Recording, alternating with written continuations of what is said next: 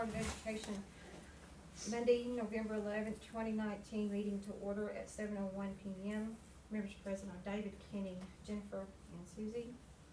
At this time, we move on to the recognition of high school academic team. Katrina. Thank you, Mrs. White. Invited our academic team here tonight. Wanted to recognize them. 25 out of 27, correct me if I'm wrong, events 24. that they entered. 24. For our conference play, we have won 24 out of 27. 24 out of 27 and 3-0 in district play.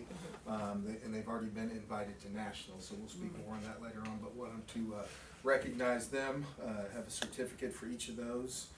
Mrs. Gregg, I'll ask you to come up here first. Yours reads, Stigler Public Schools Board of Education hereby recognizes Katrina Gregg for representing Stigler Public Schools as the coach of the academic team and for leading our team in a positive manner, producing many accomplishments. Signed by Board President Susan White, myself, November 2019. Congratulations on your outstanding achievement.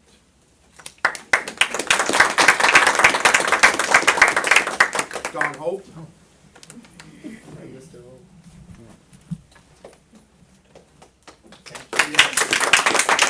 And I'll read some of these, and I know some of them weren't here tonight.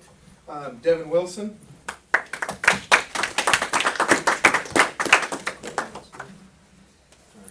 Joshua Morris.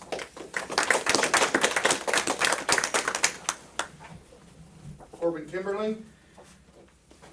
Claire Autry.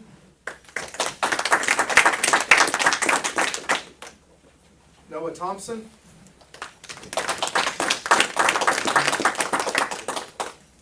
Matthew Morris. Jacob Riddle. Armando Cruz. Jagger Mantooth. Elizabeth Van Giel. And I know they have several members, lots total amount of students you have in your whole program? 23. 23 in your whole total, total program. And these are the ones that have played on varsity. Congratulations again. Thank you guys for coming tonight, and best of luck. They've already won one round on the RSU. You guys go back when to Rogers State University be on TV? We have already gone back. The When show. does it show? Yes. The show will come on December the 9th. December 9th is the next Yes. round. And at the end of it, you guys are competing for prizes and scholarships for these students. Yes, Get sir. to take that money. Yes. They are competing for $2,000 apiece for scholarships to go anywhere in the country. Awesome. Awesome. Thank you guys for coming tonight. Congratulations and best of luck for the rest of this year. Thank you so much.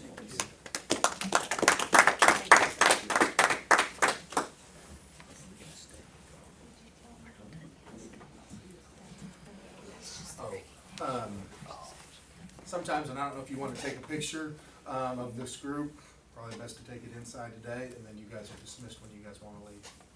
Thank you. At this time, we move on to the approval of the minutes from the October 14, 2019 meeting.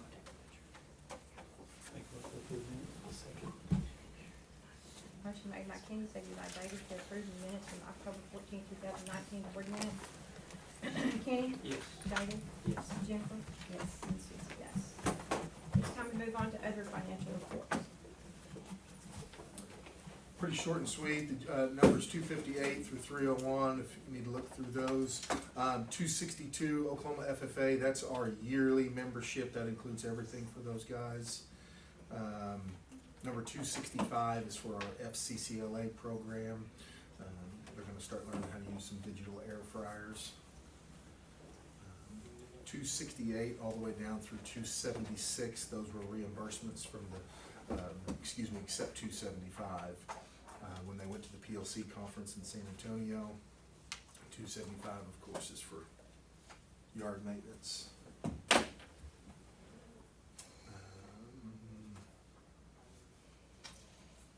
think we talked about the special ed bus lease last time. And there's one more. We have one more payment on that. It's set up to pay next year. Depending on how we finish this year, we might pay that off early at the end of this year, but we do have one more last payment on that. 280 were books for the middle school.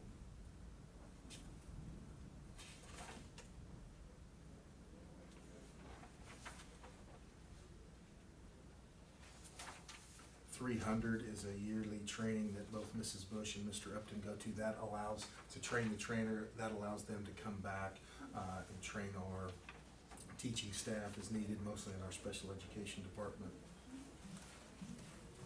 The 7,000s were just payroll, new nurse, so that's encumbered for the year, and then also our stadium custodian as well as our alt-ed classes.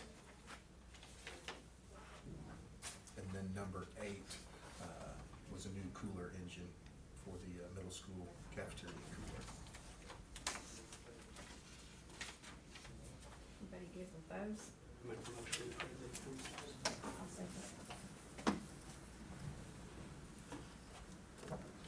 Motion made by David, second by Jennifer to approve the encumbrances on financial reports. David, Yes. Jennifer, yes, Kenny, Yes. and Susie, yes. This time we move on to public comment. The Board of Education invites public comment at this point in the regular meeting. Comments concerning agenda items, no one present for that. Other comments in accordance with policy BED-R, no one present for that. Let's move on to information items, superintendent's reports. Want the trigger? No? Talked about expenditures, saw that in your bills a while ago. The thing that when you look at might be a little shocking is when your payroll from last year to this year, us being down right now, when everybody got a $12.50 raise, well, a lot of the people that rolled off were higher on the salary than the people we employed, so we're still staying underneath our payroll. Bills are up a little bit. The big thing you see right here being 38,000, we've got a lot of stuff coming in last year. This next month, as compared to last year we got an $18,000, almost $19,000 bus rebate. Currently this year, gross production, motor vehicle and REA are down about 10,000. We had a lot more students we got reimbursed. When you look at overall month to month, it doesn't look like it's gonna even out, but next month we have several claims coming in. Indian Ed, Title I, Title II, our special ed accounts, our 641, and then our O-Circle, all those claims will come in the next 2 months. So that number doesn't scare me. I don't want it to scare you. We're still projected to carry over right around $2 million in that account at the end of this year. We'll probably need to have some discussions on if we want to spend down any of that to take care of some facility needs. A couple quick things in the superintendent's report, just some academic things, and I'll transition to that next slide, and we'll share that with you, but it's a lot. Our AAR, after the first 9 weeks, after action review, our staff did a great job on October 17th, sharing out what they've done in the first 9 weeks of school and how well our students have been doing. Plan to do that again after the next 9 weeks. It was a great time of celebration and updates. Under academics as well, we've sent staff to PLC training. We have site visits coming up this coming Friday. Our principals and myself and Dr. Tom are scheduled to go to Claremore. Their school system is implementing the PLC process. Their superintendent was coached, or he coached Tony Gilmore, so we've got a connection with them, and they're gonna allow us to come up there and see how they do PLCs. King Devick is the reading remediation program we talked about in our early childhood that Mrs. Mayhall is gonna begin implementing with a select group of students. Aspire ACT, we're gonna continue with looking into getting in a partnership with Aspire. Aspire is a benchmark testing program that aligns with the ACT program. Met with a couple superintendents last week who used that, and they really like the results that it gives their teachers and the feedback it gets. And the thing about it for us, if we're an ACT district, that aligns with the ACT. And then the last thing on there is the third meal program. Didn't know much about a third meal program until we met at the State Department last week. I thought it was for schools that had after school, you had to have an after school program to participate in that. You don't. There's a school right up the street from us, Oaktahaw. They get out at 3:30. They serve all of their students a third meal at 3 o'clock. So when those kids are going home at the end of the day, they're going home with food in their belly. All of that for us counts within our child nutrition reimbursement. So we've began the application process, probably a 6-week process for us to potentially get approved for that, and then when we do, all of our kindergarten through 8th grade students will get a free meal that we will be reimbursed for, so, excited about the potential for that. You do that after instruction of the day? We would do it find a way during the school day, provide it. We could offer it after school. We do have a select, and you think of who meets after school, whether it's your academic team or band has a practice or all of our athletes or whatever it is after school, we could offer it then. To be reimbursed, it can't be sent home. You can't give it to them and they can't take it on the bus. It has to be on-site consumed. So we're looking to find a way, how can we get that in the school day? But I really think it'll be a benefit.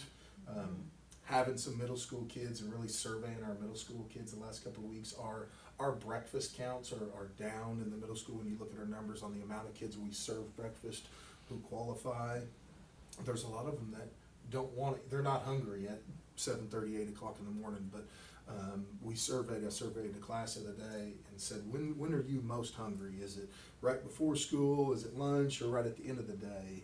And across the board, most of them said they were starving at the end of the day. I always remember being hungry after school. I can tell you are too. When they come home, they're looking for something to eat. So if we can provide them with, and it's not a snack, they have a snack program that we can offer to, and we can get in that. But I think, we would be best served by offering that full reimbursable meal. So that's what we're looking into.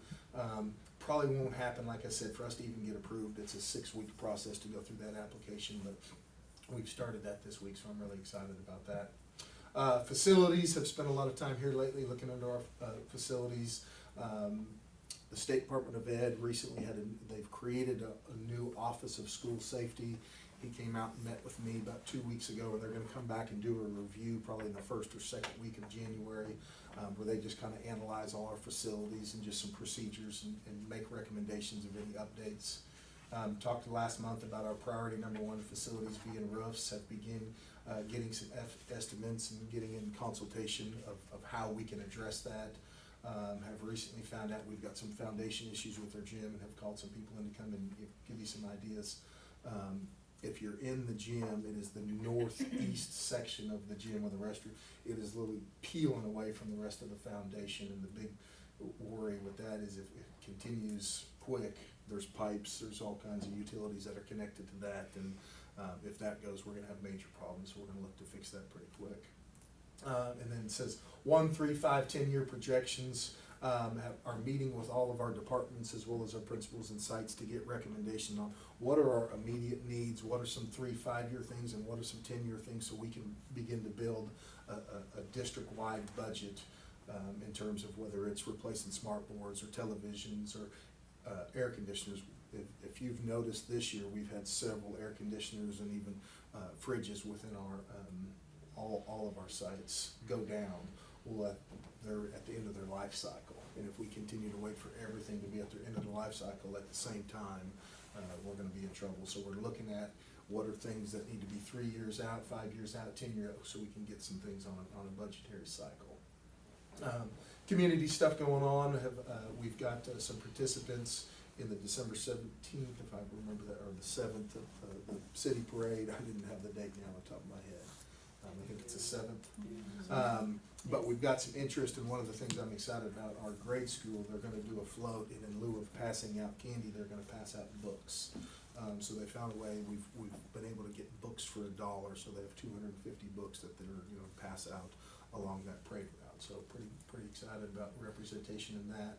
And then we're looking at creating some type of informational flyer or trifold on all the things that we offer, the bullet points, that when people are coming to this community and stop by our Chamber of Commerce, they can pull something out and say, oh, this is where I want to take my kid to school, this is the place that I want to move to, and this is the place of choice in this area. So, and then Friday night, this past Friday night at the football game, just a very proud moment of all the partnerships we have within this community and all the staff that we're able to be celebrated and recognized. So a lot of good things going on, a lot of partnerships, and we know we can't do it alone, and we've got several people in this community that have been great partners. So excited about all that. Switch, if you can switch to that other one. This is, and I'm not going to go through this, but this is just some of the, and I might have you might, I don't know if I can scroll. Can I scroll on this one? If you can just go down, down, down. These are just some highlights from the October 17th day when our staff was able to meet. Sorry. No, you're good. Just because there's 44 of them, I think. But in terms of what we're looking at as a staff, as a teaching staff, where are kids when they come in? Where are they after instruction? What are their needs? Which are the ones we need to push? You're seeing a lot of. What the positive thing we're seeing in there is we're seeing a lot of growth, and the other thing is when we're seeing where our needs are, so we're having those conversations so we can address those needs on an individual, small group, and a whole group basis. So be proud of your staff for the work that they put in. Be proud of your staff for the diligence they're getting when they're looking at kids, and it's not just, hey, Johnny has an A in math. I know where he is on fractions. I know where he is on divisions. I know where he is on addition. So I don't go back and just tell him to get better at math. I can remediate those specific things that he or she has issues in. So that's what happened on the 17th. We're going to do something very, very similar at each of those sites on the 19th, that last professional day that we have before Christmas break. So you guys, I'll make a copy if someone wants a you're copy. going good. We have those, and I will share this report with each of you guys, so you guys can scroll through it, take your time looking at it. We can have some more in-depth conversation, but those are just the academic update with where we are. So real proud of the work they've been doing on that. And then next board meeting, December 9th, 2019. Everybody good? Move on. This time we move on to action topic A, consideration of the school board meeting schedule for the 2020 school year. No, if you would look at last year to this year's, very, very similar in terms of dates. Second Monday, 7 o'clock. If that's something you guys do want to consider changing dates or days or times, we can definitely do that. We can hold on this one and move it to another month and look at days, or we can look to accept this one. And then if we do have different changes in it, we can always make those changes on a month-by-month basis. But this allows us to publish with the county the entire year's calendar. I was just showing you that in that April. The 14th. There's two of them, I think we moved to the third. And why did we move that one to the Tuesday night? Was it the April one we moved? April 14th. It's, Easter, we're out of school. Oh, we're out of Yeah, school that 14th. Monday, that's what it was. Oh, And I think okay. that, and then in June, I think is the third Third. Monday as well. Yes. That allows us to finish up some state reports and hopefully finish staffing. Make a motion we approve the school board meeting schedule for 2020. I'll second. Motion made by Kenny, second by Jennifer to accept the school board meeting schedule for the 2020 school year as listed. Kenny? Yes. Jennifer? Yes. David? Yes. And Susie, yes. Action topic B, consideration to approve the revision of the student resident policy -FD. Residency policy, Dr. Kettles is working on our federal audit. We've been updating a couple of these for the last couple of months. This is just another one of his that he came across that we needed to update to be in compliance with our state audit that's coming in. Make a motion to approve the student residency policy. I'll second. Motion made by Kenny, seconded by Jennifer to approve the revision of the student residency policy. Kenny? Yes. Jennifer? Yes. David? Yes. And Susie, yes. Okay, action topic C, consideration of high school academic team attending the National Academic Association Tournament in Chicago, Illinois. The trip will be from June the 4th through June the 10th, 2020. Students will be transported by school vehicle and school bus. Additional fundraisers also requested for approval to help pay for expenses. This is one that talked about earlier that they've already gained an invite to. I've talked to Mrs. Gregg about two Suburbans and 3 adults going on that trip with them. I've also talked with her as well as a couple other activity sponsors that would like to consider a district-wide protocol in terms of fundraisers and outside travel expenses. So do we make sure that in the future there's criteria that we've talked about. So this request is just allowing them to go to nationals, which they've been approved for, and to use two Suburbans and to take 3 staff members. The part that we are guaranteeing is that they can put mileage on their vehicles and they can take a gas card to to fuel those. They will be fundraising for the rest of it. We have $2,000 in their account right now, $2,400. We'll be raising the rest. Yes, that's correct. Make a motion to approve the academic team going to Chicago, Illinois, with school vehicles. I second. Motion made by Kenny, seconded by David to allow the national academic, or the high school academic team to attend the National Academic Association Tournament in Chicago, Illinois in June 2020. Kenny, Yes. David, Yes. Jennifer, Yes. and Susie, yes.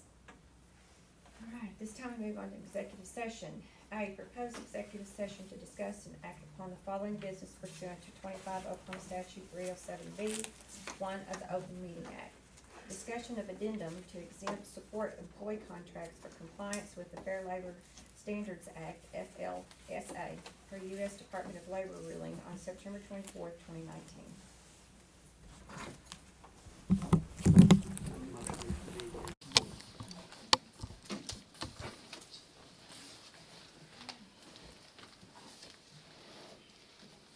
Make a motion to return to position. I second. Motion made by Kenny, seconded by David, at 7:59 PM to return the board to open session. Kenny? Yes. David? Yes. Jennifer? Yes. And Susie, yes. Make a motion to approve the addendum to the exempt support employee contracts for compliance with the Fair Labor Standards Act. So do I need to read my statement? I need to read my statement. Oh, I'm sorry. Sorry, Susan.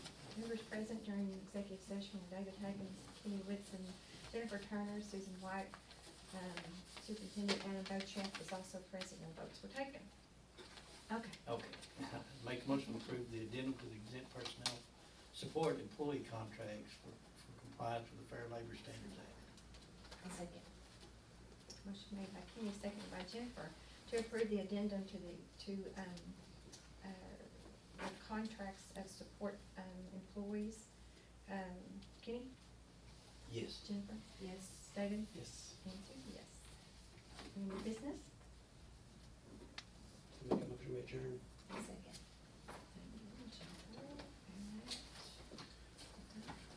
Oh, sorry. 8 o'clock. Motion made by David, seconded by Jennifer at 8 o'clock PM to adjourn. David? Yes. Jennifer? Yes. Kenny? Yes. And Susie, yes. Next regular